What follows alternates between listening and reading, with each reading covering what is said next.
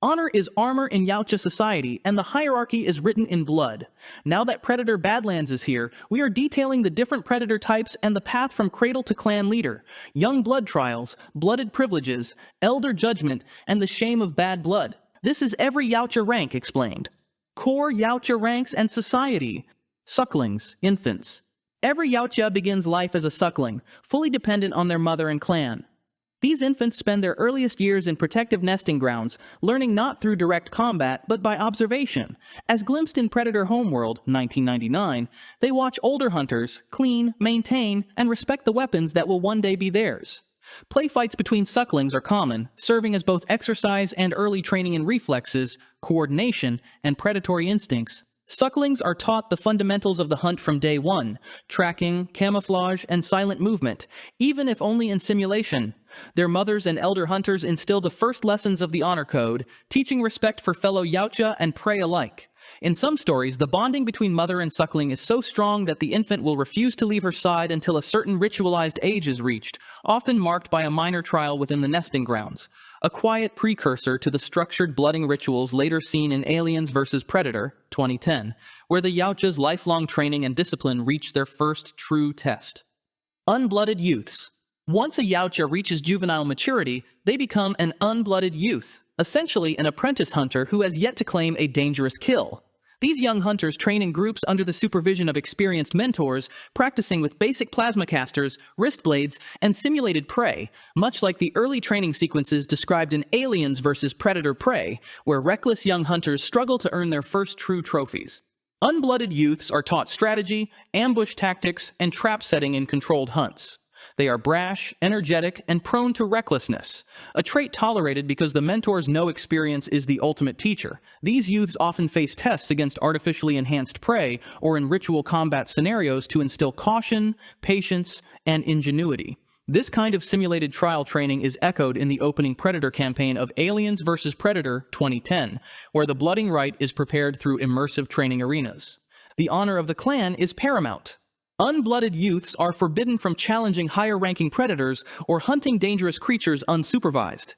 In some comic arcs, particularly Prey, unblooded youths undergo shadow hunts, secretly following seasoned predators to learn lessons in humility and observation, skills that cannot be taught in practice simulations alone. Young blood hunters. A young blood marks the first stage of true independence in the hunt. These predators have graduated from apprenticeship, but must now prove themselves in the field against lethal prey. Xenomorphs are the classic trial given their ferocity and adaptability, but other dangerous species are also acceptable targets. The Aliens vs. Predator 2004 film highlights the peril of this stage. 2 of 3 young bloods sent to Earth perished before completing their first hunt. The surviving young blood performs the blooding ritual, claiming their first trophy and officially ascending to the rank of blooded warrior. This moment is sacred, often accompanied by clan ceremonies and acidic markings on the young blood's mask or forehead. During this phase, predators learn firsthand that cunning, patience, and respect for prey outweigh brute strength. A young blood may experience psychological trauma during failed hunts, a rite of passage that separates the truly capable from the reckless. Some young bloods develop early specialties, tracking, ambush tactics, or dual wielding, which shape their future roles in the clan. Blooded warriors. After a successful first hunt, a young blood becomes a blooded warrior. This rank is earned through skill, courage, and adherence to the code of honor.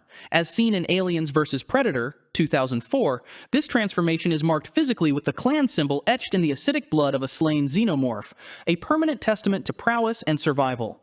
Blooded warriors gain full privileges, independent hunting rights, the ability to select their prey, and the authority to collect trophies that signify personal achievement. In the classic Aliens vs. Predator Prey comic and novel, this stage also marks the first point at which a predator may mentor others, with seasoned blooded hunters guiding new initiates through the moral and tactical code of the clan.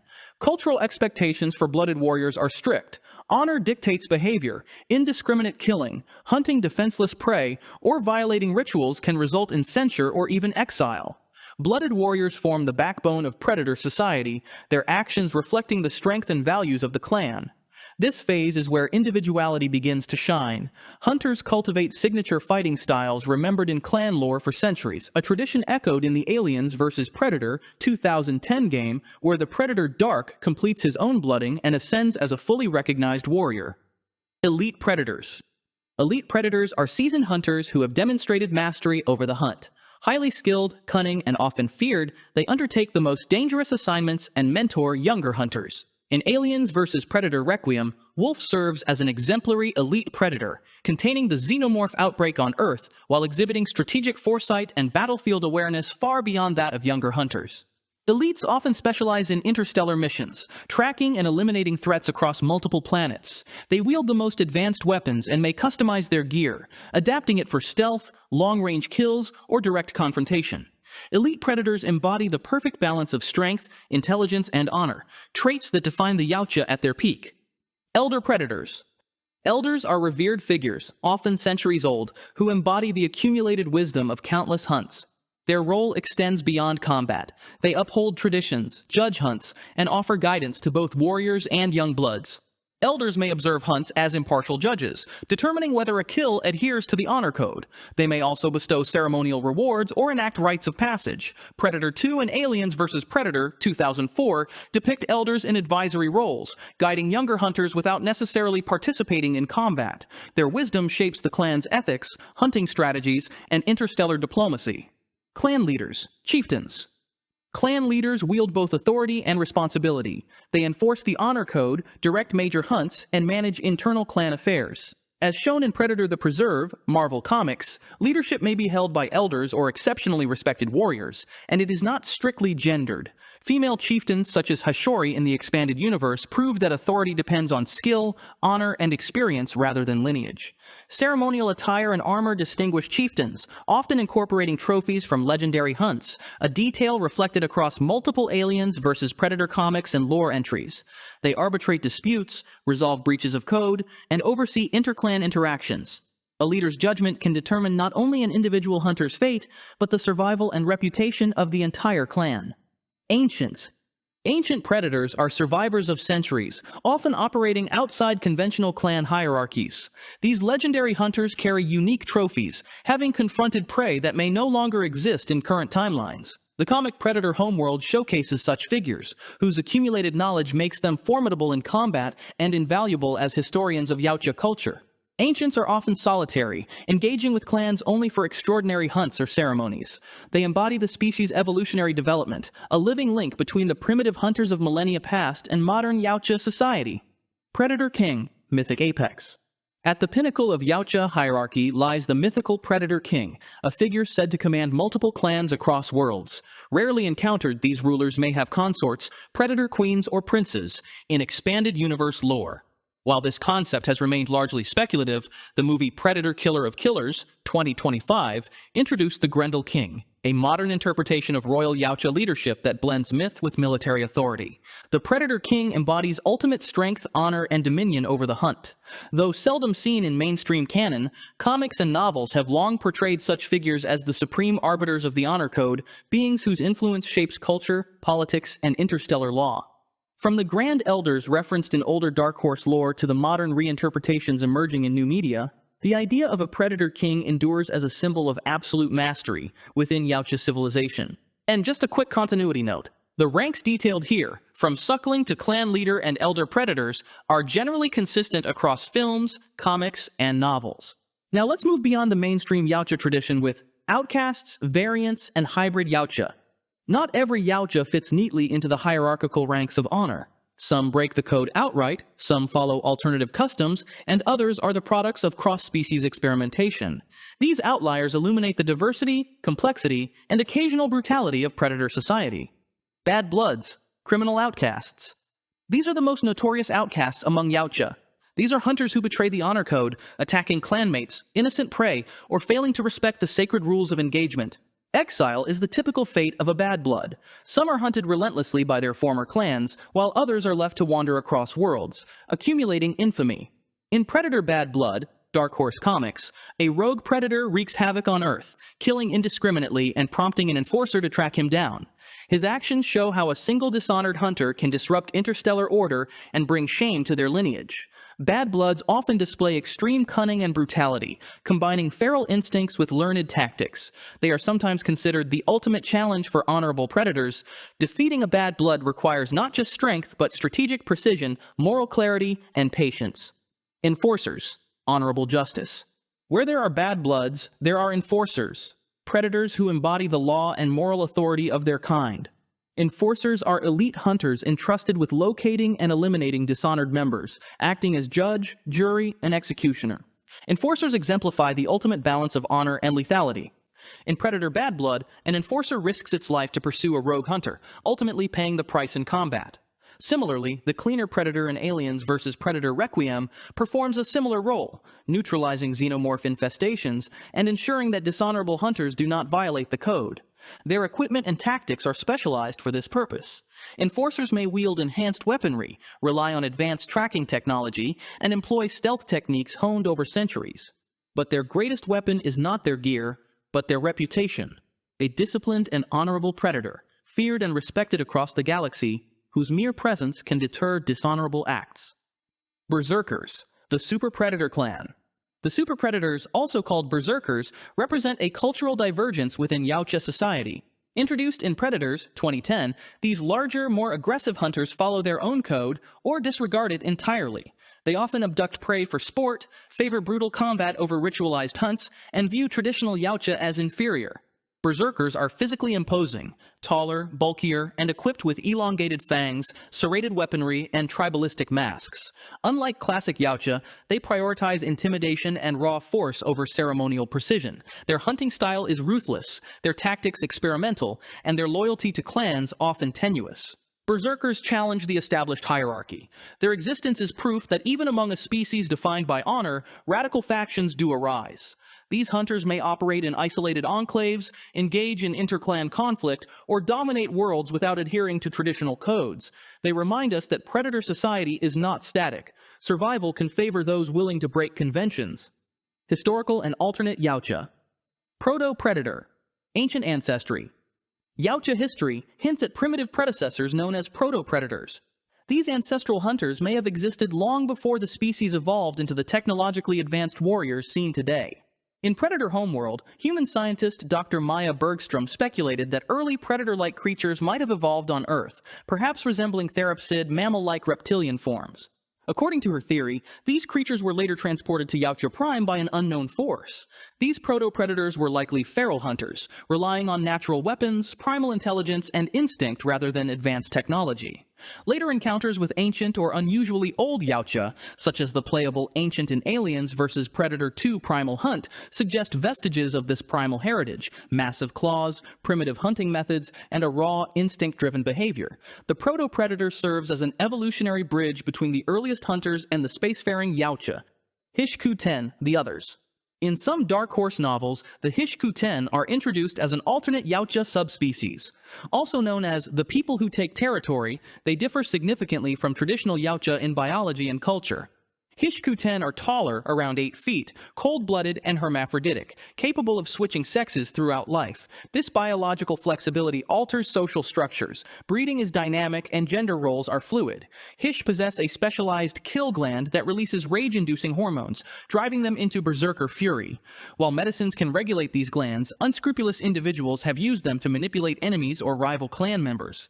Hish-Ku-Ten prioritize survival and aggression over honor. They employ deception, remote weapons, and proxy fighters to achieve objectives, actions considered dishonorable by classic Yautja standards. Some theories suggest they are either an ancestral branch of the species or a divergent evolutionary offshoot. Predator Hunting Grounds hints at this. Hish might have been early predators who eventually adopted the honor-based culture of modern Yautja. Regardless, the Hish-Ku-Ten underscore that predator society has always been adaptable. Alpha Predator, Ka'il, First Hunter. One of the most revered figures in predator folklore is Ka'il, often called the Alpha Predator or First Hunter. His story merges elements of the Hish legend with early Yautja history, creating a myth that explains both technological advancement and the cultural evolution of the species. First introduced through the NECA Alpha Predator figure and later expanded in Predator Hunting Grounds, Ka'il's tale redefined the origins of Yautja civilization within official extended lore. According to this account, the Hishkuten were once enslaved by the insectoid Amengi, forced to fight as gladiators and laborers while their natural hunting instincts were exploited for amusement. Ka'il rose as a leader among his kind, rallying the enslaved hunters in a rebellion that overthrew their masters. Following the victory, the predators commandeered Amengi technology, adapting it into the weapons, armor, and spacecraft that became the foundation of modern Yautja civilization. Ka'il is celebrated as an honor-bound hunter who transformed a brutal struggle for freedom into a codified way of life. Hybrids and mutations. The Yautja are a species obsessed with perfection in the hunt, genetic prowess, and the refinement of combat. Yet even among the most disciplined hunters, deviations occur. Predalien, Yautja cross xenomorph. Perhaps the most infamous hybrid is the Predalien, a horrifying fusion of xenomorph and Yautja biology. Born when a xenomorph chestburster gestates inside a Yautja host, the Predalien inherits traits from both species. The biomechanical exoskeleton and acidic blood of a xenomorph, combined with the mandibles, dreadlocks, and physical robustness of a predator. It features prominently in Aliens vs. Predator Requiem, 2007. The Predalien demonstrates terrifying strength, agility, and intelligence. Unlike a standard xenomorph, it sometimes exhibits predator-like behaviors, such as collecting trophies or showing a rudimentary sense of honor. Its hunting style blends feral instincts with calculated aggression, making it one of the most dangerous adversaries a Yautja could face. Predaliens are considered the ultimate prey within Yautja society. Killing one requires skill, strategy, and courage. Only the most elite hunters dare pursue them, and their death can cement a predator's reputation as a master of the hunt. Some EU stories feature Predalien queens commanding xenomorph hives, demonstrating strategic thinking and leadership. Their very existence represents a cautionary tale, the combination of different apex species producing horrors that even the predators must respect. Infected predator, black goo mutation. The engineer's black goo, introduced in the Prometheus universe, crosses paths with Yautja biology in the Fire and Stone Aliens vs. Predator comics. Exposure to this accelerant pathogen creates infected predators, hulking, grotesque mutations that lose all sense of honor and reason. Transformed into a mindless killing machine, one of these mutated Yautja grows larger, even sprouting extra limbs in some material, and becomes nearly unstoppable. It attacks indiscriminately, even turning on allied predators, illustrating the horrifying consequences of uncontrolled bioengineering. Within Yautja culture, such mutants are often called husks, signifying that they are stripped of their identity, honor, and intelligence. These creatures highlight the Yautja obsession with genetic purity and the perils of tampering with nature. White hybrid, 3-species splice. These are among the most extreme and imaginative Yautja-related experiments. In Aliens vs. Predator, Deadliest of the Species, a rogue AI named Toy creates monsters combining xenomorph, Yautja, and human DNA. The apex of this experimentation is the White Hybrid King, a pale, hulking creature with predator mandibles, xenomorph tails and limbs, and human-like intelligence. Unlike other hybrids, the White Hybrid King demonstrates cunning, the ability to communicate, and the capability to propagate itself by offering facehugger-like embryos to potential allies. Its intelligence sets it apart from standard Predaliens or xenomorphs. However, its ambitions are violently curtailed. An alien queen defeats it, and the remaining white hybrids are annihilated. Four-armed predator. In Predators Preserve the Game, a rare four-armed Yautja appears as a formidable anomaly. This predator possesses an extra set of arms, increased musculature, and enhanced physical strength. Though deadly in combat, it lacks the intelligence of standard Yautja, suggesting that its creation may have been the result of genetic experimentation or punishment-based exile. The four-armed variant charges with raw power, wielding multiple melee weapons simultaneously. Humans Royce and Isabel survive through cunning and resourcefulness, illustrating that raw strength alone does not guarantee dominance. Upgrade Predator, Ultimate Hunter. In The Predator, 2018, Yautja tech and genetic science converge to produce the Upgrade Predator, a towering, genetically enhanced hunter. Spliced with DNA from other apex species, it possesses nearly impenetrable skin, heightened senses, and adaptive camouflage that does not require traditional cloaking devices. Unlike classic predators who earn improvements through trial, skill, and combat experience, the Upgrade Predator represents artificial evolution. It is effectively a living weapon, deployed to eliminate rogue predators and assert dominance. Despite its immense power, the Upgrade Predator is ultimately defeated by human intervention. The existence of genetically modified hunters sparks tension within Yautja society. Traditionalists may regard these beings as bad bloods or dishonorable, as their enhancements bypass the natural trial and error of the hunt. Fugitive Predator, Yautja human hybrid. Also featured in The Predator, 2018, the fugitive predator incorporates human DNA, resulting in subtle physiological and behavioral enhancements, perhaps a leaner build, slightly improved cognitive reasoning, or environmental adaptability. Unlike the upgrade, these changes do not compromise honor. The fugitive demonstrates restraint, sparing an unarmed biologist's life, and operates with a personal moral code aligned with classical Yautja values.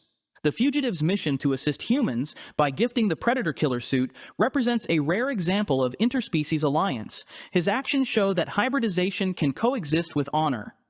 Predator-killer suit. The predator-killer suit is an advanced exoskeleton designed by Yautja technology for human use. Gifted by the fugitive predator in 2018's The Predator, the suit allows a human to access predator-level abilities, shoulder-mounted plasma casters, wrist blades, targeting systems, and likely adaptive camouflage. Within lore, the suit represents a momentous gesture, a predator entrusting a human with its technology to combat rogue hunters.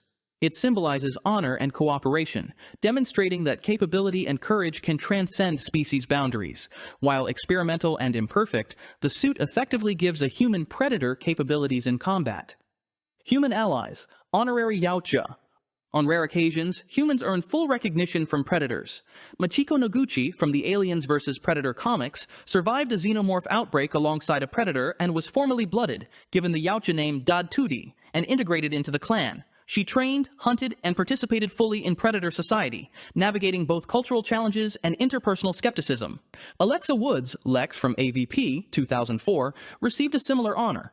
After assisting in the defeat of a xenomorph queen, she was marked with the clan symbol, an acknowledgement of courage and skill. These cases highlight that honor can transcend biology. Humans, typically prey, may earn respect and even status as Honorary Yautja.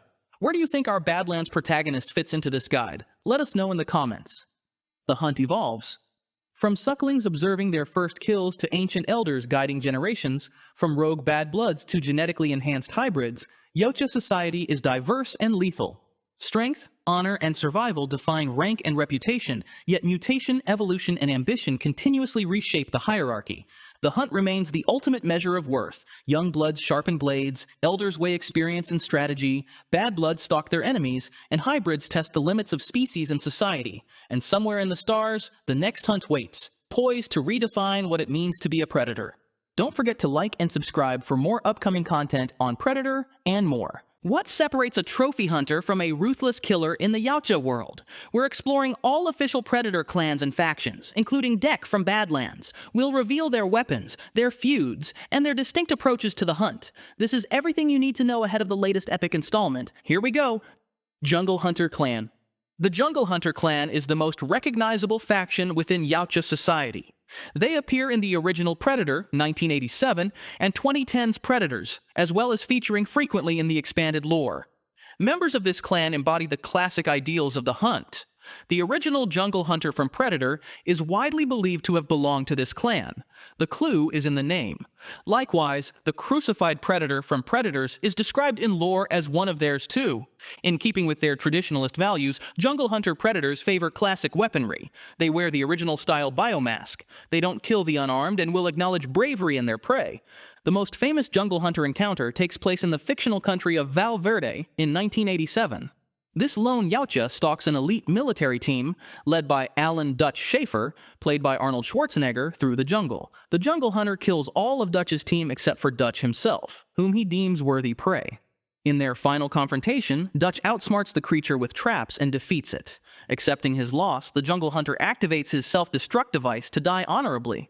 The jungle hunters hold deep contempt for the Super Predator Clan in an ongoing feud. In Predators 2010, the Super Predator Clan keep a captive jungle hunter bound in a cruciform pose until Royce cuts him down. The jungle hunter briefly allies with Royce, then challenges the berserker and is beheaded in the process. We'll be getting to the Super Predators later, so stay tuned.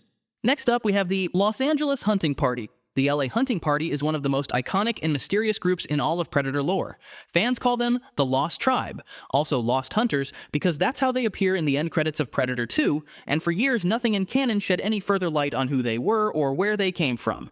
Predator 2 is set in a Los Angeles gripped by a scorching heat wave and a vicious gang war.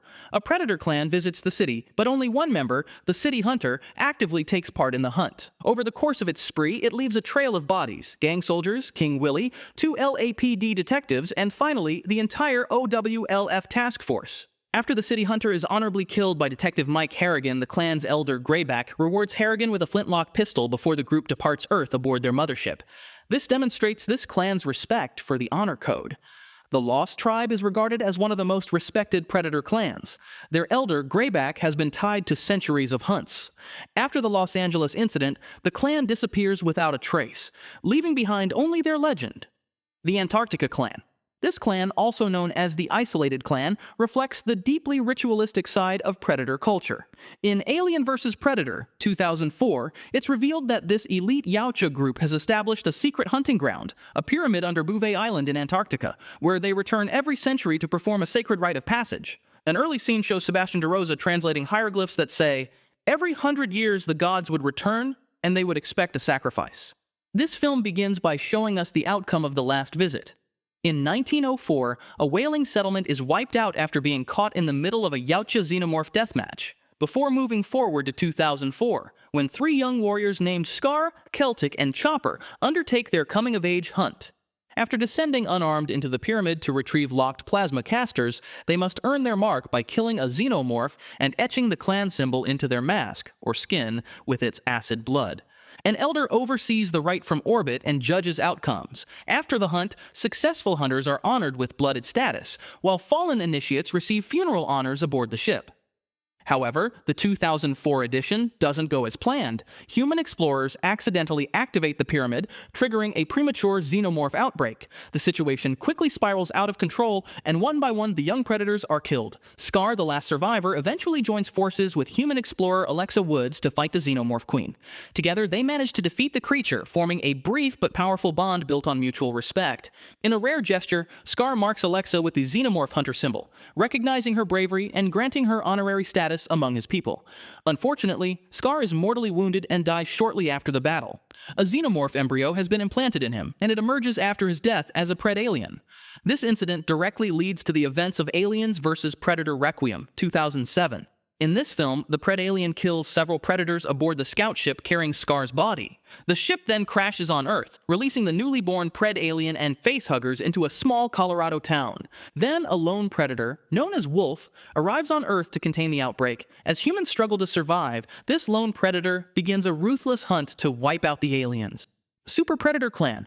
As seen in 2010's Predators, the Super Predator Clan represents a more dangerous stage of evolution. This clan forms a distinct subspecies that values sheer power above all else. 3 members of the Super Predators, Berserker, Tracker, and Falconer, are shown hunting on a game-preserved planet where they hunt humans. Using traps, hunting hounds, and cunning tactics, they show little interest in honor or fairness. They have no hesitation in killing unarmed prey or manipulating their victims through fear. A toy line bio says that their origins trace back to an ancient predator known as the Nightstorm Yautja, who rejected the old code and founded the Super Predator faction long ago. The Super Predators have been locked in a centuries-long conflict with the Jungle Hunter Clan. In Predators, Nolan describes it as some kind of blood feud. The Super Predators rely on brutal methods and experimental technology, including biohelmets with advanced vision capable of detecting heartbeats. Despite their physical dominance, arrogance proves to be their downfall.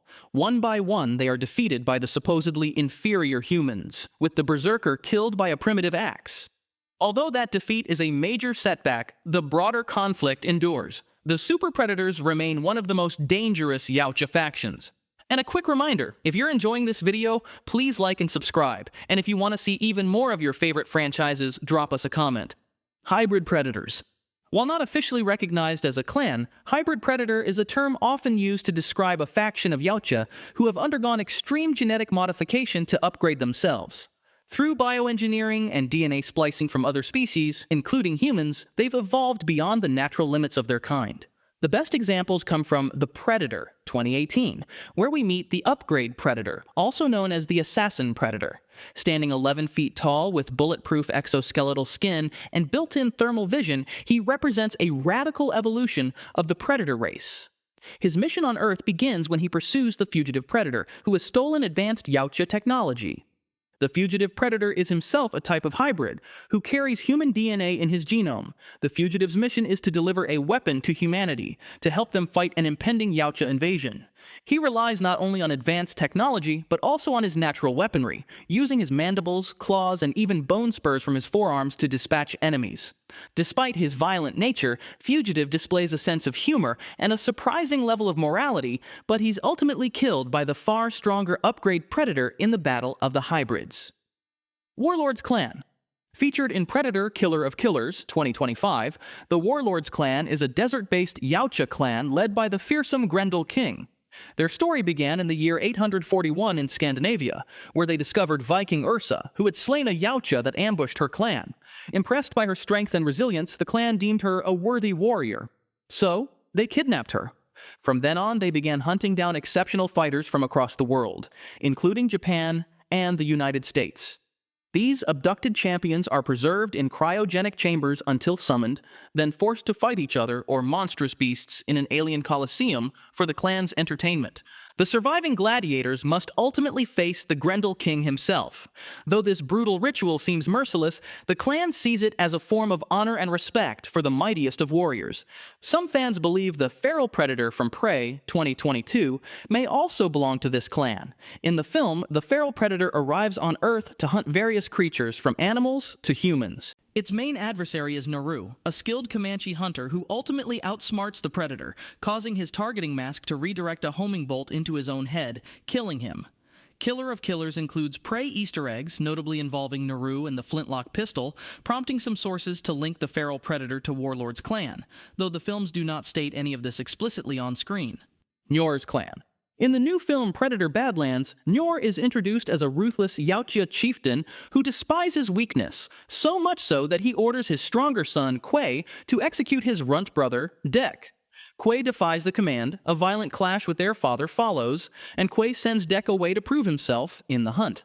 Dek's trial takes place on Genna, a hostile, arid world teeming with lethal flora, megafauna, and even colossal machines. The trailers have shown Dek battling a hostile environment, rescuing a legless Weyland-Yutani synthetic named Thea, played by Elle Fanning, and learning that Genna is the most dangerous planet in the universe. It also introduces a second synth character, Tessa, also played by Fanning, who appears to oppose Thea and Dek. From what we've seen, clan culture is brutally merit-based. Dek must choose a legendary quarry on Genna and survive the hunt to reclaim his standing. We will find out more about this clan very soon. Which is your favorite movie Predator, and what do you think about having a talking runt as the protagonist of Badlands? Killer Predator Clan. Among the many Predator factions, none is as infamous as the Killer Predator Clan. This rogue group of bad blood Yautja rejects every tenet of their species' code of honor. Their brutality even extends to the use of xenomorphs as living weapons, as seen in Predator Prey to the Heavens, where they unleash xenomorphs on human troops. Over a century later, their crimes lead to open conflict.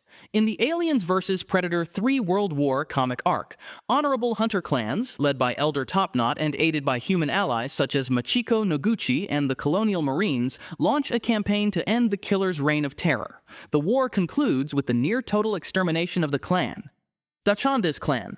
Dachande's clan, best known through the story of Elder Dachande or Broken Tusk, is featured in the original Aliens vs. Predator comic series. Following Yautja tradition, Dachande's hunters release xenomorph eggs on planet Ryushi to create a controlled hunting ground for young warriors. However, a tragic accident destroys their landing craft and leaves Dachande badly injured. With Dachande incapacitated, the leader position is passed to a young and impulsive hunter named Tichinde. He leads the group into a reckless assault against the enemies. When Dachande finally recovers, he discovers the chaos and confronts Tichinde in single combat, killing him and restoring what remains of the clan's honor. Smiley's Clan. Smiley's clan represents a different kind of Yautja group. Unlike others that engage with humans, this clan is obsessed with hunting xenomorphs. Their story unfolds in the Aliens vs. Predator Civilized Beast comic, set in the late 24th century. Smiley and his hunters arrive on a human-colonized planet in pursuit of an alien hive. The hunters are caught off guard when a massive swarm of xenomorphs emerges from an ancient temple. Within moments, nearly the entire clan is wiped out. Only one predator survives, none other than Smiley himself. Gotham City Hunting Party. Another memorable encounter takes place far from alien worlds, deep in the heart of Gotham City. In the Batman vs. Predator comics, a lone Yautja comes to Earth to hunt Gotham's most dangerous criminals. Nicknamed the see-through slasher, this predator's violent spree catches Batman's attention and leads to a brutal confrontation between the Dark Knight and the alien hunter. Against all odds, Batman manages to defeat the predator in single combat. Shortly after the duel, a group of predators appear in Gotham. Led by an elder, the clan retrieves their fallen warrior and enforces a brutal Yautja custom as punishment for failure: ritual suicide by sword. In a final gesture of respect, the elder hands the sword to Batman, honoring him as a worthy opponent. Cursed Earth Predators. In the Predator vs. Judge Dredd vs. Aliens, Splice and Dice comic, the Cursed Earth Predators showcase another rare side of Yautja behavior. This group of 5 predators come to the wastelands outside Megacity 1 for a hunt, but soon find themselves facing a greater threat. A deranged scientist named Dr. Reinstadt captures one of them to experiment on, creating a monstrous pred-alien hybrid. The remaining predators join forces with Judge Dredd to stop the experiments and destroy the hybrid creatures. Together they battle an army of genetic mutants. Although most of the predators are killed in the fighting, one survivor nicknamed Two-Face stands alongside Dredd at the end. Acknowledging Dredd's courage, the predator gives a brief nod of respect and departs peacefully after retrieving his fallen comrades. Lost Colony Predator Clan. The Lost Colony Predator Clan appears in the Superman and Batman vs. Aliens and Predator comic. They represent one of the rare times the Yautja choose to live in peace rather than hunt. During the Ice Age, their ship crash-landed in the Andes Mountains, leaving them stranded on Earth. With no way to return home, the survivors decided to stay hidden. Unlike most predator clans that travel across the stars in search of worthy prey, the Lost Colony adapt to a settled lifestyle. They raise families, teach their young, and hunt local wildlife to sustain themselves and maintain their skills. The Lost Colony Predators later join forces with Batman and Superman to eliminate the alien threat in a battle high in the Andes. Rogue Space Tribe. This small group of predators, consisting of Spiked Tail, Laser Shot, and Armored Lost, is completely detached from traditional clans and codes of honor. Originating from lore tied to NECA's official Predator toy line, the trio was exiled from Yautja Prime. Once freed from any authority, the group became interstellar mercenaries. They travel in a stolen ship, accepting contracts from other alien races. Each member of the Rogue Space Tribe has a distinct background. Armored Lost was reportedly once part of the respected Lost Tribe seen in Predator 2, but broke ties with them. Spiked Tail, the group's leader, is known for his aggressive nature and distinctive jagged armor. Meanwhile, Laser Shot enhances himself with advanced technology, including a cybernetic targeting laser built into his right eye. Dark Blade Clan. The Dark Blade Clan story, featured in the video game titled Predator: Concrete Jungle, explores honor, failure, and redemption. In 1930, a predator known as Scarface arrives in New Way City to hunt Bruno Borgia. After killing Bruno, he's forced to leave his technology behind as he flees. Scarface survives, but his clan banishes him to a deadly world as punishment for his failure. In 2030, New Way City has evolved into Neonopolis and is now under the control of Borgia Industries, who use Scarface's abandoned tech to create advanced new weapons. When members of the Dark Blade Clan are captured while hunting in the city, Scarface is tasked with returning to destroy the stolen technology, eliminate those who abused it, and rescue his fallen brothers. In the final battle, he kills Bruno's son, Hunter, symbolically reclaiming his clan's honor. Elite Clan. Among the Yautja, few clans command as much respect as the Elite Clan, a brotherhood of master hunters who thrive on the most dangerous challenges. Introduced in the Aliens vs. Predator video game, this clan is small but powerful, known for operating across several planets, including BG-386. The game itself follows a young predator known as Dark. After proving himself and earning the rank of Elite, Dark is sent to BG-386 with 2 fellow predators to investigate a distress call from missing young bloods. His hunt takes him to Weyland-Yutani's labs and then to a pyramid where he battles the hybrid abomination.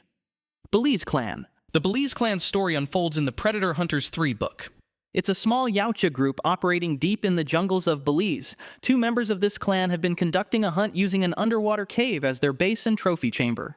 One of the hunters, marked by a silver biomask, breaks the Yautja code by killing unarmed humans. His clanmate, who wears a brown mask and still respects the code, refuses to tolerate such dishonor and kills his silver-masked brother. Later, more clan members arrive, including an elder. They retrieve the fallen hunter's body and tend to the wounded brown mask before departing. Widow Clan. Among the Yautja, one clan stands apart from all others. The Widow Clan is composed of female predators. Introduced in the Rage War novel trilogy, this clan was formed by Yautja warriors who all share the same grief. Each member lost her mate during a hunt. Rather than return to their old clans, these widows united, transforming loss into strength and forging a new kind of sisterhood.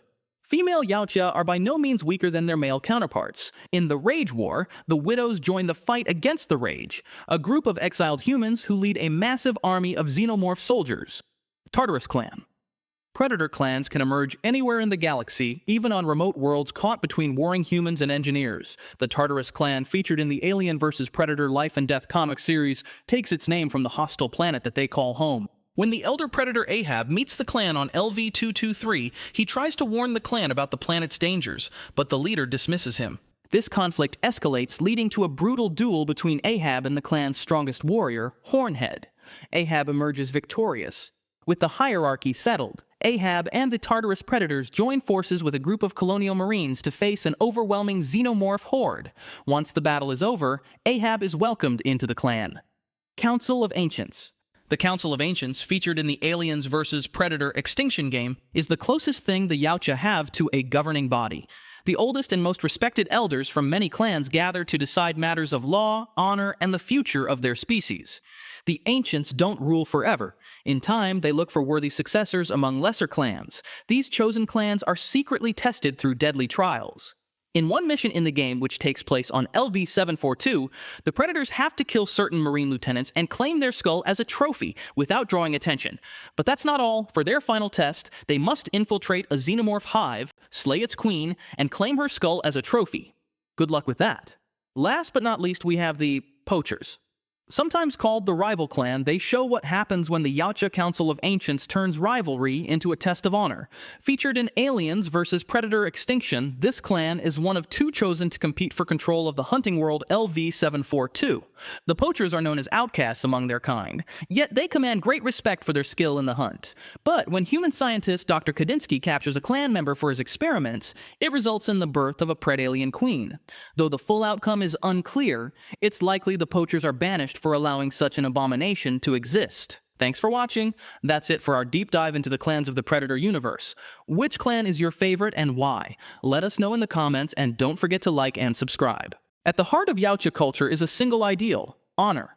Details vary by clan, but the core ideals, seeking worthy prey, avoiding non-threats, respecting fair combat, and leaving no trace, show up across films, games, and comics. Killer of Killers even quotes a formal Yautja Codex. This is the Yautja Honor Code. Number 1. Avoid harming the innocent or defenseless. Predators do not view wanton slaughter as honorable. They refuse to attack those who cannot fight back, especially children or pregnant individuals, though canon shows exceptions, accidents, and mission overrides. This rule has been demonstrated in the films. In Predator 2, the city hunter targets an armed cop but spares a child when its scan shows the kid's gun is just a toy, recognizing the boy is no threat. Later, the Predator nearly kills Detective Leona Cantrell in a subway, but upon detecting she is pregnant, it immediately disengages and leaves her unharmed. These scenes underscore the Yautja sense of fair play. To kill someone not capable of putting up a fight is beneath their honor. Number 2. Hunt worthy prey only. The Yautja hunt only prey they judge worthy: apex beasts or skilled warriors who can fight back.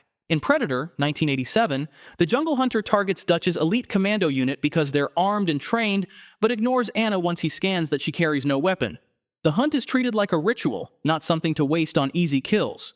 In Predator 2, the city hunter stalks gang enforcers and armed police during LA's street war, again selecting the most dangerous targets. Their trophy practice reinforces the rule: they don't keep every kill, only the best skulls.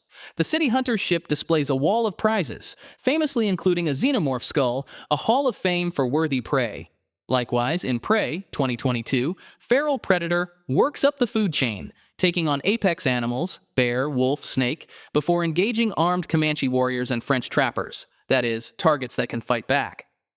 Number 3. Fight with honor and skill. No cowardly tactics.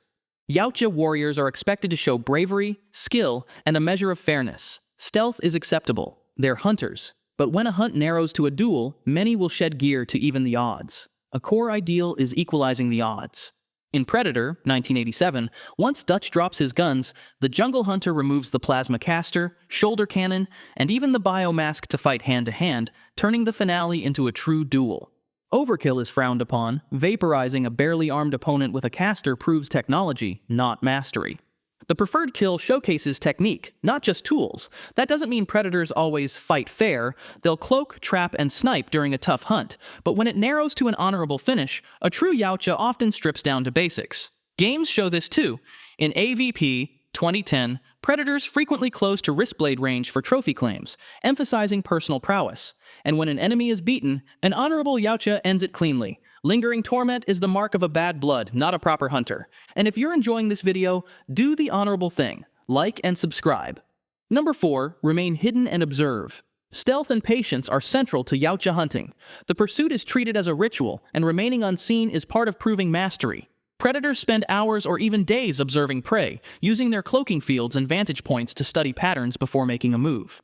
Revealing themselves too early is considered both careless and dishonorable, undermining the test of the hunt.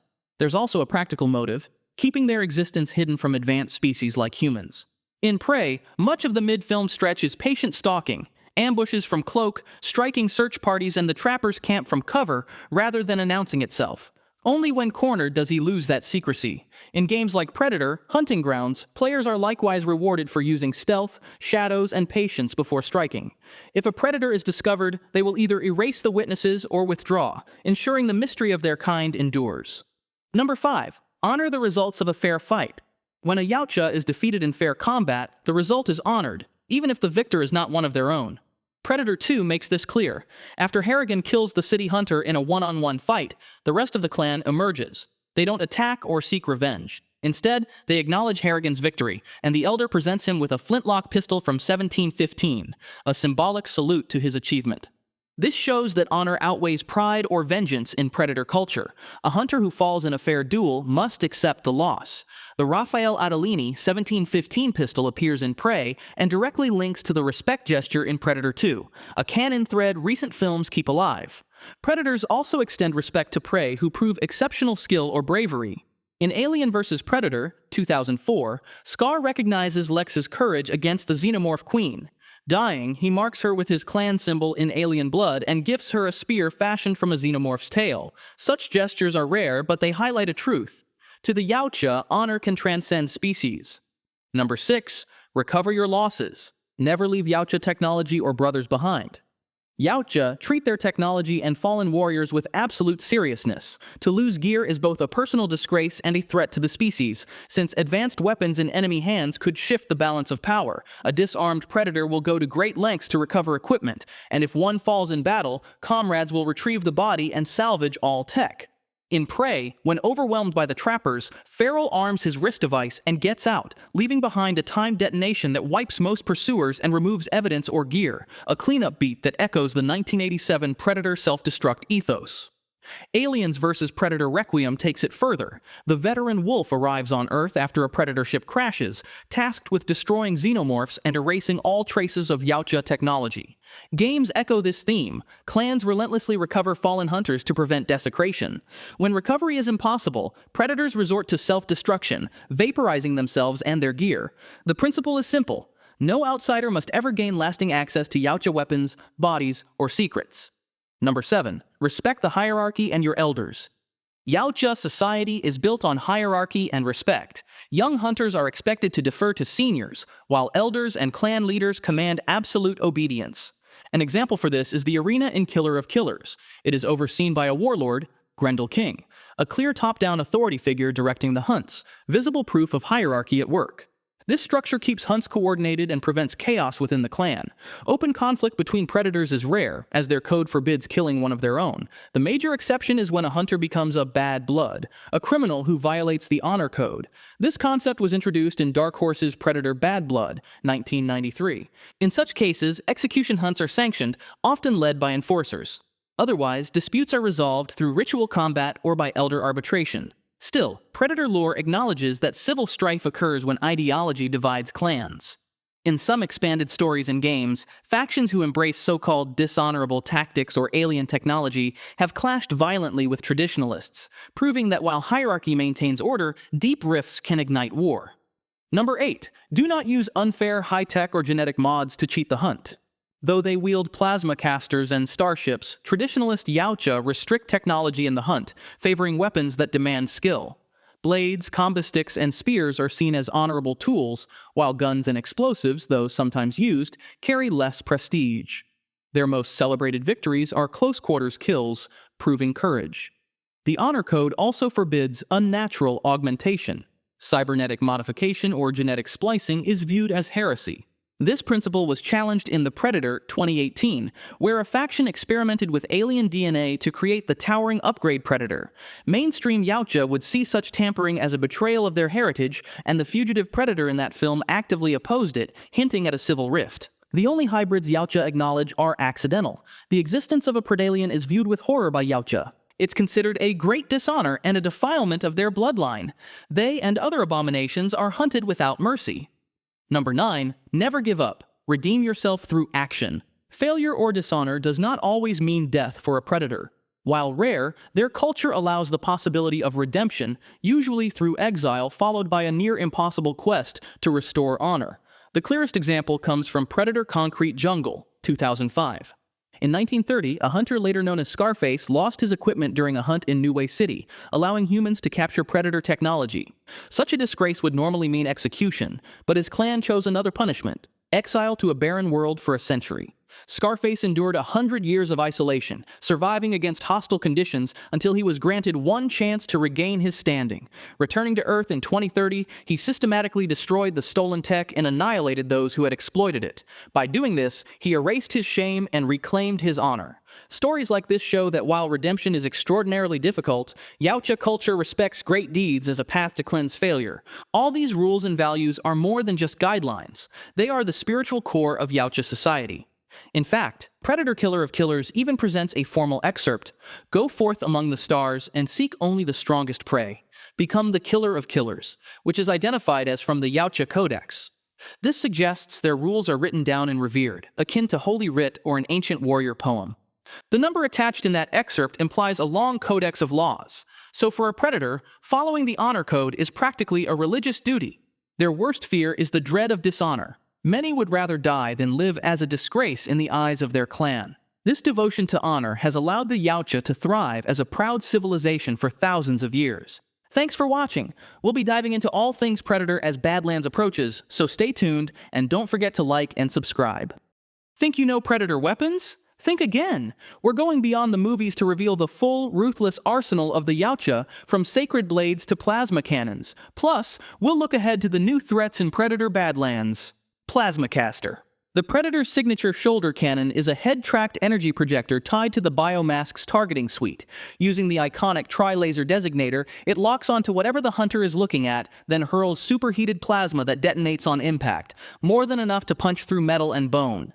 In the original Predator, a single shot blows out Mac's head, a brutal demonstration of accuracy and power.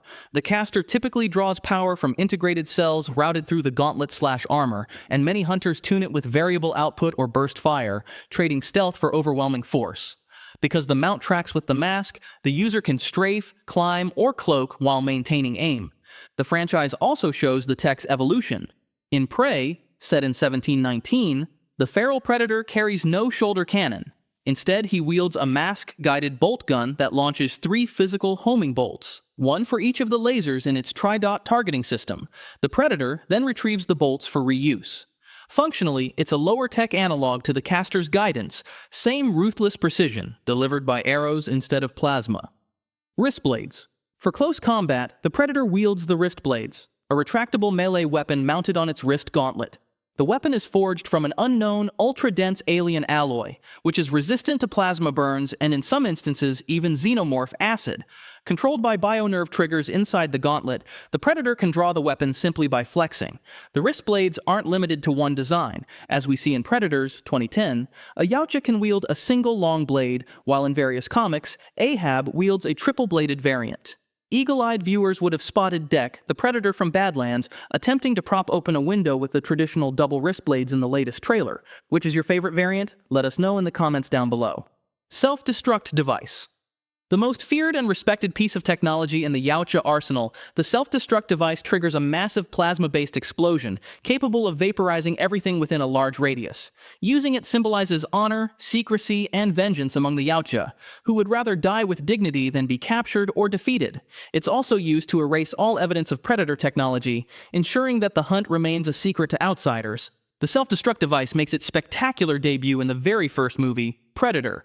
The jungle hunter initiates a countdown from his gauntlet, laughing menacingly before unleashing a massive explosion. In Predator 2, Keyes says the Valverde blast destroyed enough rainforest to cover 300 city blocks. Net gun. Seen in Predator 2, AVP and Prey, the net gun, or net launcher, fires a high-tensile, razor-edged mesh that blossoms midair and then cinches tight. The harder a victim struggles, the deeper the strands bite, making it one of the nastier tools in a Yautja arsenal.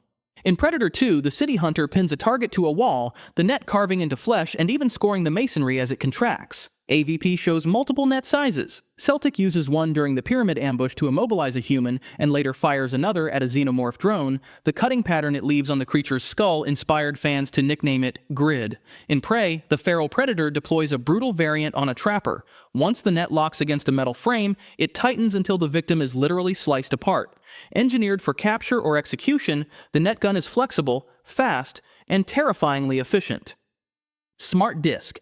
Another one of the most iconic, elegant, and terrifyingly efficient Predator weapons are the Smart Discs.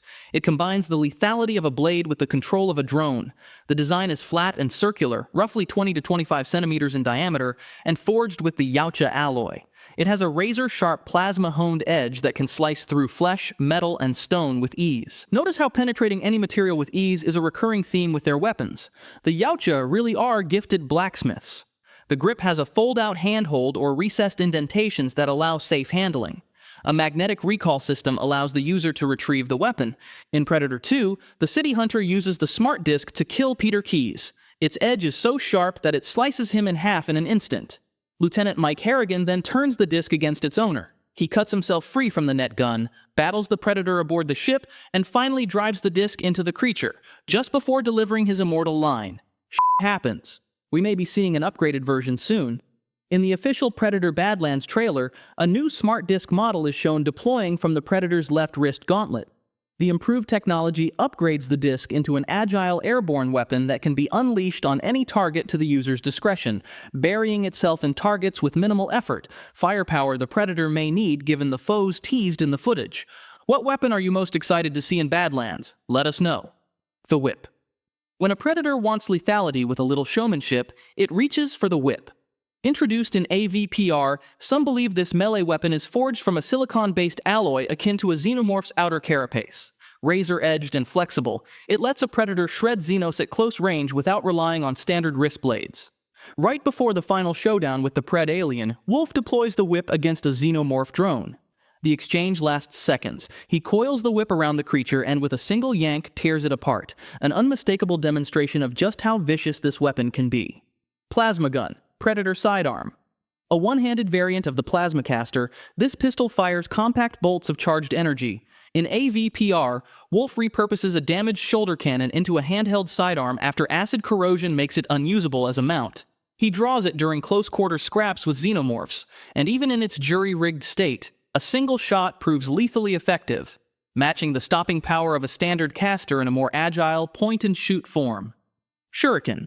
First seen in AVP 2004, the Shuriken is a multi-bladed boomerang-style thrower that blends the Smart Disc's accuracy with a throwing star's agility.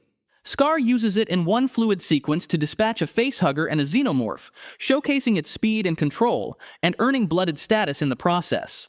The weapon's star-shaped frame houses multiple curved blades that can retract individually at the user's command. Forged from the same alloy as other Yautja melee gear, it can shear through limbs and most terrestrial materials, precision with flair and portability. In The Predator, 2018, the Shuriken's lethality is underscored when it slices a soldier's arm clean off, so fast he doesn't realize it until moments later. And if you're enjoying this Yautja weapons deep dive, don't forget to like and subscribe. Ceremonial Dagger. Perhaps the most sacred Yautja sidearm, this short blade carries heavy cultural weight. It's used in rites of passage and for marking significant kills.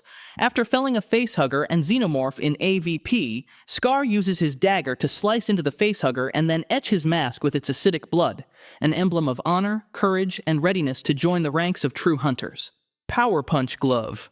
When even brute force isn't quite enough, predators turn to this gauntlet-mounted striker. Seen in AVPR on Wolf, it functions like powered knuckle plating integrated into the wrist gauntlet, amplifying each blow. Wolf demonstrates its muscle with a single devastating punch that smashes through debris and clears his path out of the sewers. Proof you really don't want to be on the receiving end. Scimitar.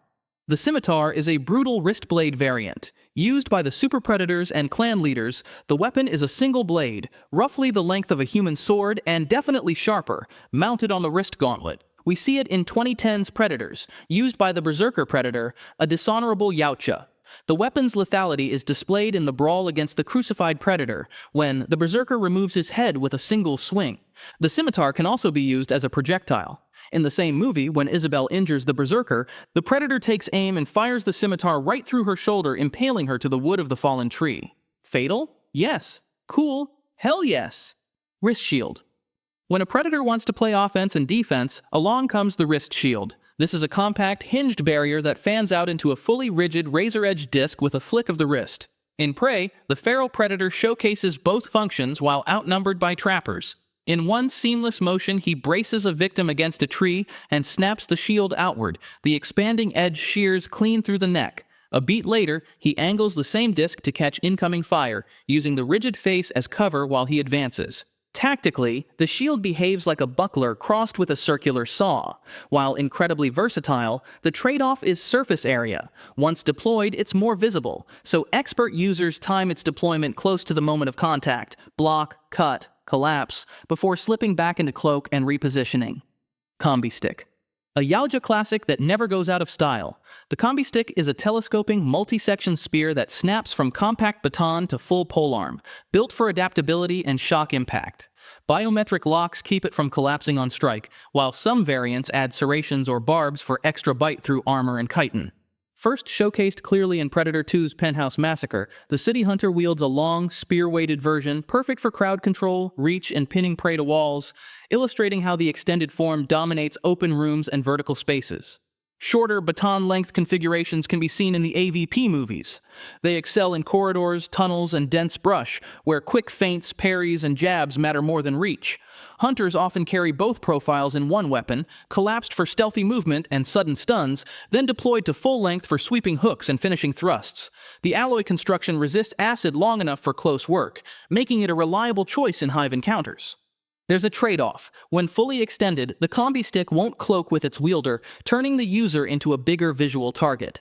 Skilled Yautja mitigate this by striking from concealment, extending at the last instant, and collapsing immediately after the kill, leveraging both the staff's brutal leverage and the baton's compact vanish-on-demand profile. Spear Gun. When a predator wants reach without closing distance, it turns to the spear gun. Despite the name, it doesn't launch the entire spear, only a razor-edged projectile tip. In Predator 2, the City Hunter uses it on Goldtooth's crew, firing a Y-shaped head that punches clean through victims before ricocheting or burying itself once momentum fades. The effect is surgical and brutal, pinpoint impacts at range with the penetrating power of a thrust. Recovered fragments in the film baffle LAPD forensics and a consulting scientist who notes the alloy isn't found on the periodic table, further proof of the Yautja's scientific sophistication. Compact and silent, the spear gun doubles as executioner and sniper tool, extending the spear's lethality far beyond arm's length. Wrist Harpoon. Introduced in The Predator, 2018, this gauntlet-housed launcher fires a high-velocity spike trailed by a razor-wire tether, essentially a powered garrote at range. Worn by the upgrade Predator, it can impale, reel, or sever targets in one motion, giving the user brutal control over distance and restraint. Sleek, compact, and purpose-built for shock takedowns, it's shown as a specialized tool rather than standard Yautja kit, with few appearances elsewhere in established lore. Hover Mines. In Prey, the feral predator deploys a trio of hovering disc-like devices during the trapper ambush, fan-dubbed Beyblades, but better thought of as hover mines. Once activated from his gauntlet, they float about a meter off the ground and project sweeping red laser planes that scythe through anything at that height. In seconds, 3 trappers are cut to ribbons where they stand, the mines methodically raking the kill zone until targets drop. The effect is part booby trap, part area denial field, silent, surgical, and terrifyingly efficient. While they emerge from the wrist rig, they're not a self-destruct variant, they're a distinct deployment tool for crowd control. Earlier tech Yautja kit that trades the raw blast of a bomb for precise, repeatable dismemberment.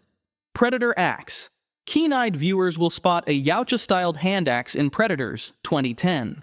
In the final showdown, Royce seizes a finely forged, silver-hued axe and hammers the berserker with it, landing pivotal strikes that help turn the fight. It's a brief appearance, but the piece's distinctive Predator design hints at a wider arsenal and craftsmanship beyond the familiar wrist blades and casters. Predator Sword or Elder Sword. The Predator Badlands trailer teases extensive swordplay, spotlighting a red-lit blade that slices with terrifying speed. In earlier games, the Elder Sword is depicted as a two-handed, twin-pronged cutter built for rapid, chaining slashes, a pure melee option prized for close-quarters dominance. The name suggests status as much as function, long associated with Elder Yautja or traditional ceremonial prestige. From the footage, the sword looks poised to share or even steal the spotlight from staple tools like the plasma caster and cloak, pushing a more aggressive, close-quarters hunting style. If that holds, Badlands could lean harder into blades-out combat, elevating the sword from exotic sidearm to signature weapon. And if you're as excited as we are for Predator Badlands, don't forget to like and subscribe. Yautja Bow. Teased in the Badlands trailer and featured in Predator Hunting Grounds 2020, the Yautja bow reimagines a classic silhouette with alien engineering. The string pulses with a red glow, and the projectile is housed within the bow itself, appearing and forming as the archer draws. Fully drawn, the weapon locks into a rigid, stabilized profile for precise, high-energy shots. This internalized arrow system reduces bulk, streamlines reloads, and keeps the silhouette clean for stealthy movement. The result is a compact, brutally efficient range tool that marries ceremony with function. A traditional shape, upgraded with smart energy delivery and rock-steady aiming. We try to stay objective, but honestly, this is one of the coolest bow designs we've seen, marrying form, function, and intimidation in one package. What's your favorite Predator weapon? Let us know in the comments. Glaive, twin-bladed staff.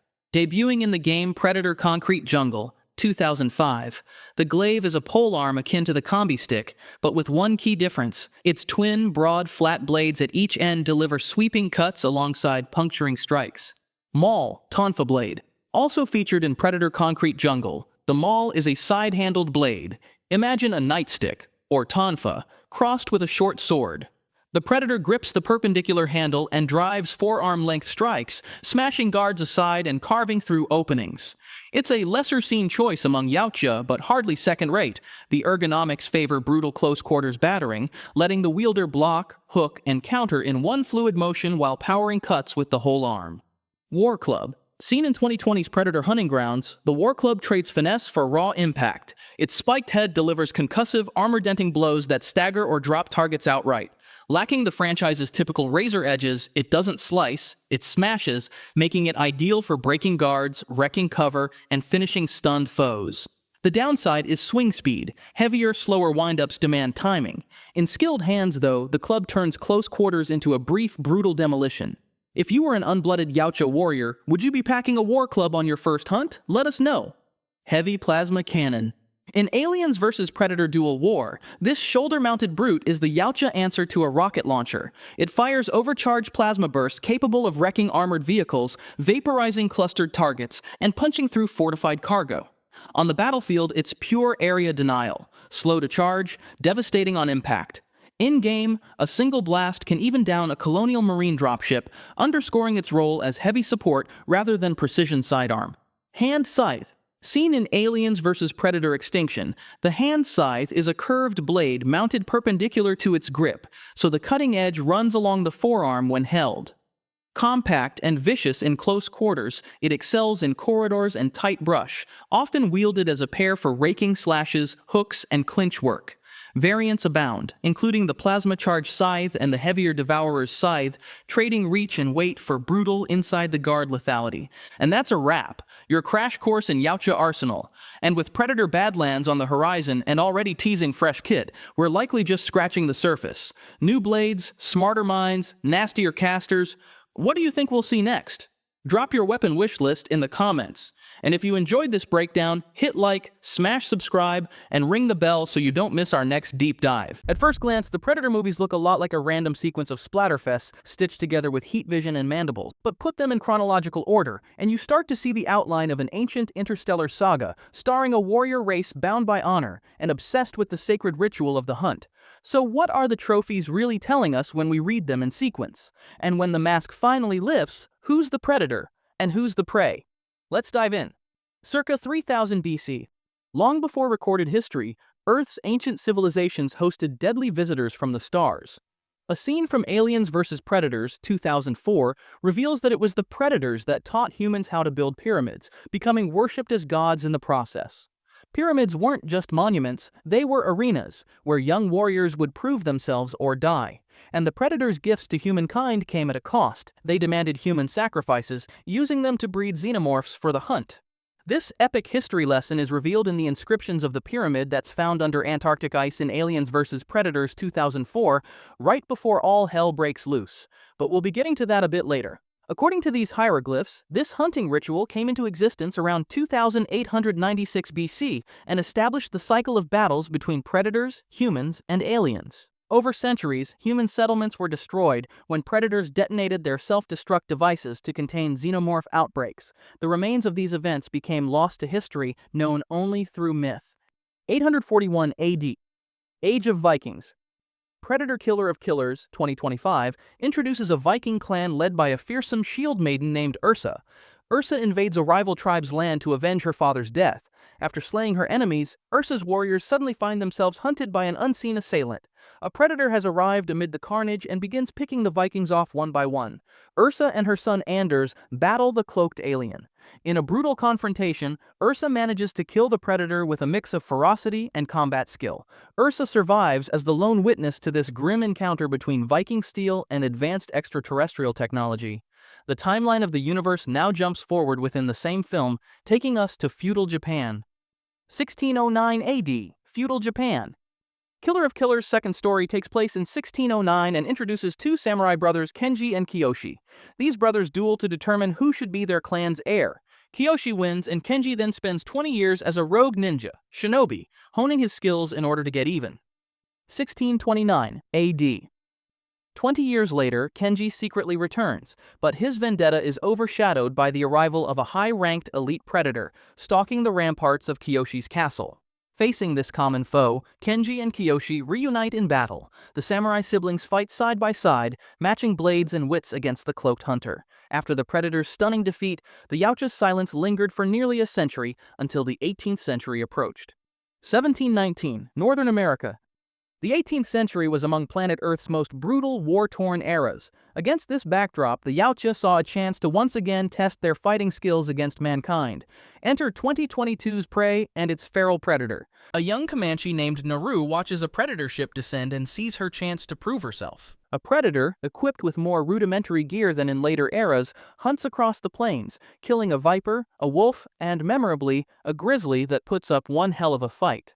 Naru encounters French fur trappers, who are also tracking the creature. They capture her and use her as bait, but the plan collapses as the predator, cloaked and lethal, massacres the voyageurs.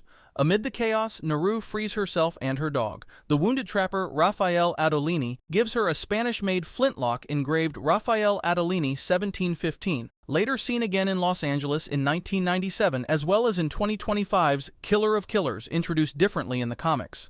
The predator finishes Raphael and kills Naru's brother Tabe, leaving her to face the hunter alone. She is outmuscled and outgunned, but not outwitted. Under cover of darkness, Naru lures the predator into a trap, using a surviving trapper as bait. She shoots its biomask off before using its targeting system to target the predator. When he tries to shoot her, his own projectile is redirected into his head. Naru delivers the final blow, then returns to her village with the severed head and flintlock, proof of her kill and her rite of passage. Her tribe honors her as war chief for defeating the monster from the skies. 1904, Antarctica. Now we return to Aliens vs. Predator 2004. Nearly 2 centuries after the North American showdown, a remote Antarctic whaling settlement named Razorback Point receives a visit from our extraterrestrial friends. As seen in an extended cut and novelization lore, the Predators return to Earth for a coming-of-age trial, only to crash land into the ice. Investigating the disturbance, whalers stumble upon a xenomorph hive. They also wake a lone, hibernating predator who immediately attacks the whalers. Meanwhile, xenomorph creatures, spawned by facehuggers released from the pod, infest the camp. Caught in a battle between predator and aliens, the entire settlement is wiped out and hastily abandoned by morning, and Razorback Point becomes an icy ghost town. This forgotten tragedy set the stage for the events a century later, the ancient predator pyramid lying dormant under the ice until its next ritual. 1942. World War II.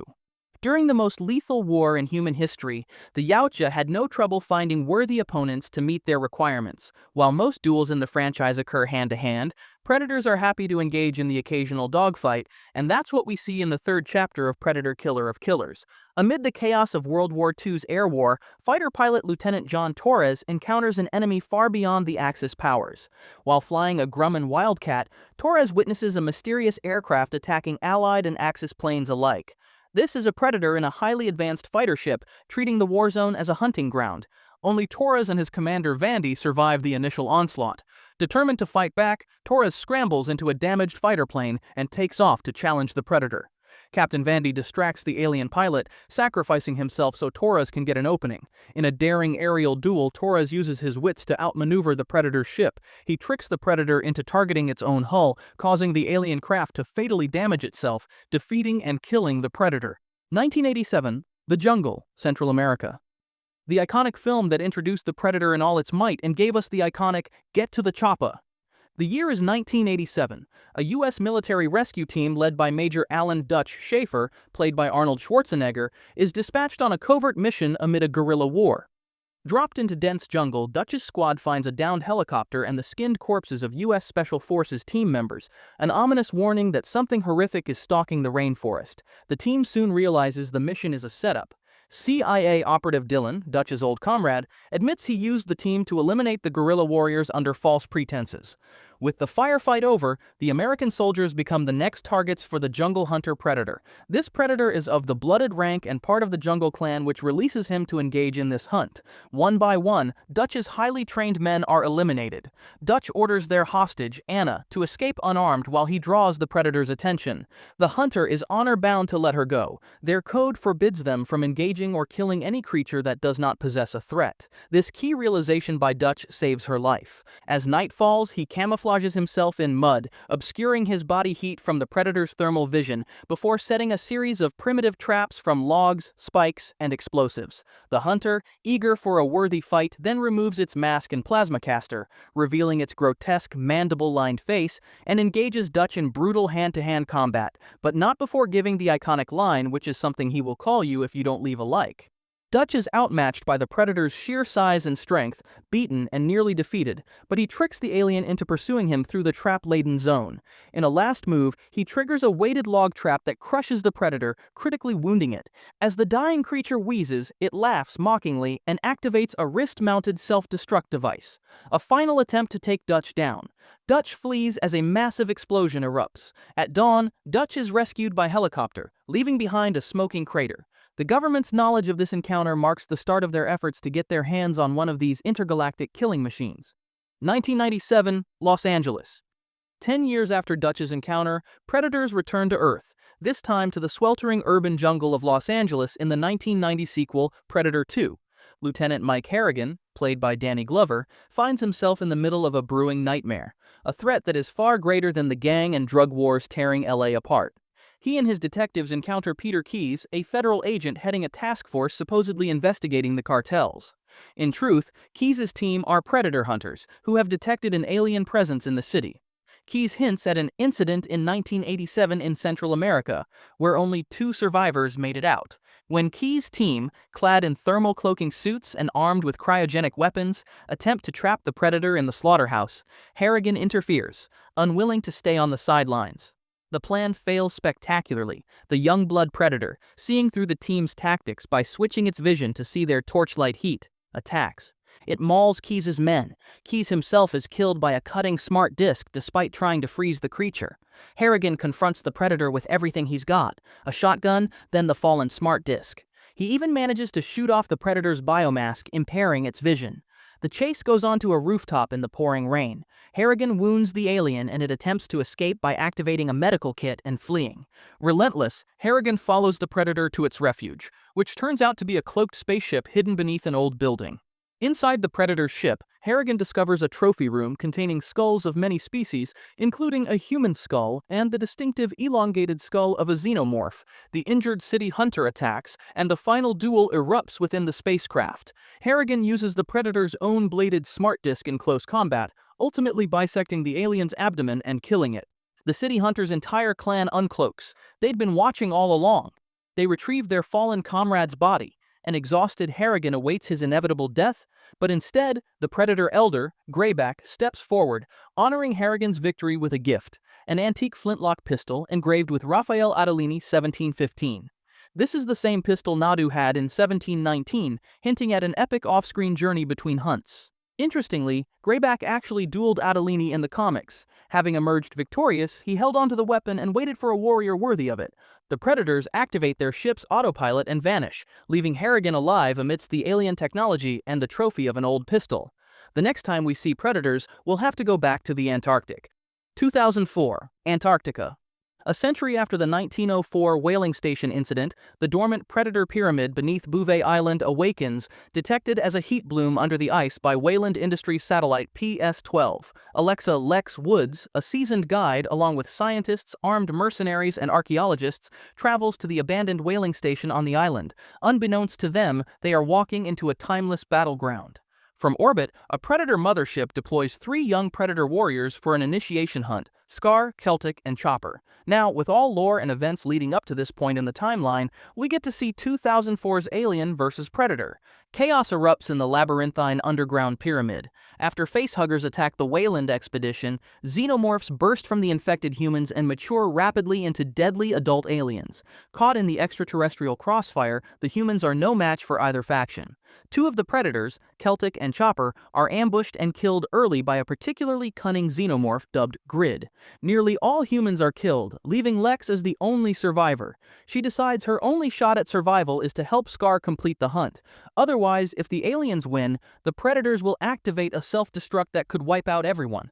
They form an unlikely alliance. The entire pyramid becomes overrun with xenomorphs, but Lex and Scar make it out thanks to Scar's wrist bomb, which is deployed to blow up the pyramid and all remaining aliens and eggs. But the alien queen survives, pursuing Lex and Scar above ground, bursting out of the ice. In a fierce climactic battle, Lex and Scar fight side by side against the queen. They manage to topple the queen by chaining her to an ancient water tower tank and pushing it over a cliff. The queen plunges into the frigid ocean. The victory costs Scar dearly. He is mortally wounded by the queen's tail in the struggle. The alien queen sinks to an icy tomb on the seafloor, and Lex finds Scar collapsed from his injuries. Aboard the Predator ship, a new terror is about to be born. Scar's body, lying in state, contains an embryo implanted by a facehugger in the pyramid, setting the stage for the next battle. 2004, Colorado, USA. 2007's Alien vs. Predator Requiem is a continuation of the events in AVP. The Predator scout ship carrying Scar's body and other alien specimens crash lands in rural Colorado near the small town of Gunnison. The Pred alien newborn and several facehugger pods are now loose on Earth. All Predators on board were killed in the crash except for one. He manages to send a distress signal before being slain by the rapidly growing Pred alien. The Pred alien matures into a queen-like creature, capable of implanting embryos directly into hosts. In a matter of hours, a full-scale xenomorph infestation takes root. Receiving the distress call on Yautja Prime is an elite Predator named Wolf. Wolf arrives on Earth, tasked with removing all traces of his people from the scene. Wolf then hunts the aliens across town. In a sewer, he kills several xenomorphs. A National Guard unit responding to the disturbance is ambushed and wiped out by aliens. As conditions deteriorate, Sheriff Morales coordinates with the National Guard in an effort to evacuate the entire town. Wolf battles through more xenomorph drones in the hospital, displaying incredible close combat prowess until finally confronting the Pred alien. They engage in vicious hand-to-hand combat, tearing into each other while humans scramble to get to the chopper. Arnie would have been proud. Wolf manages to fatally stab the Pred alien through the head with his wrist blades, just as the Pred alien impales him with its inner jaw and tail. A mutual kill. If Wolf didn't drop his gear to fight hand-to-hand, do you think he would have won? Leave a comment down below and we'll check it out. A hovering military jet, commonly cited as a F-22 Raptor, locks onto the town center and drops a tactical nuclear bomb on Gunnison. The blast incinerates the entire town, vaporizing every alien, predator, and unfortunate civilian who failed to follow evacuation orders. 2010, the Game Reserve Planet. Predators takes place in 2010 and it ups the ante significantly in terms of Yautja brutality. This time, our key characters find themselves up against 3 superior predators in an alien environment. Adrian Brody, Walton Goggins, and other mercenaries fall out of the sky and into a jungle on what's known as the Game Reserve Planet. The group is stalked by a pack of extraterrestrial hounds. After surviving that attack, they come upon a predator camp where they see a classic predator tied to a cross, courtesy of a new, more powerful breed of predator. 3 of these attack the human group: Tracker, Falconer, and the ruthless Berserker. All are super predators, sometimes called Super Yautja or Black Clan Yautja. They are said to be disgraced Yautja as they do not follow the honor code, using dubious tactics in pursuit of their prey. The humans get a temporary reprieve courtesy of Nolan, an American air cavalry soldier played by Lawrence Fishburne, who has survived multiple hunting seasons on the planet. But he succumbs to Tracker, and in the ensuing battle, one of the mercs, Nikolai, sacrifices himself to kill Tracker. Hanzo duels the Falconer Predator in an open field with a katana he recovered, an epic samurai-style duel that claims the lives of both combatants. This leaves only the Berserker, the last but also the deadliest. Royce frees the crucified Predator, who then engages Berserker in a ferocious duel, using everything in their inventory from their cloaking equipment to the wrist blades.